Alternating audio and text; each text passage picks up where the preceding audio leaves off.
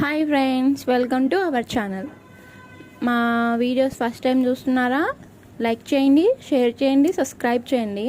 ఇంతకుముందు ఒక video upload చేశాను, కటింగ్ మొత్తం కంప్లీట్ అయిపోయింది అని.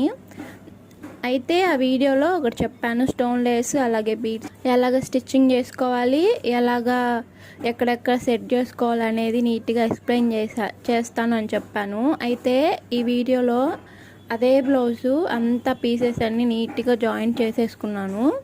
అయితే ఇప్పుడు ఆ లేస్ ఎక్కడెక్కడ పెడుతున్నాం అనేది ఈ వీడియోలో కూడా చూపిస్తాను. నెక్స్ట్ వీడియోలో వచ్చేసి ఇంకో వీడియో కూడా పెడతాను. ఆ వీడియో వచ్చి ఎలా స్టిచ్ చేశాను అనేది కూడా చూపిస్తాను, ఎక్స్ప్లెయిన్ కూడా చేస్తాను. అయితే ఇప్పుడు వచ్చి కట్ వర్క్ లేస్, ఇది ఎదురెదురుగా వచ్చేలాగా హ్యాండ్స్కి డబల్ లైన్ లాగా వేస్తున్నాను.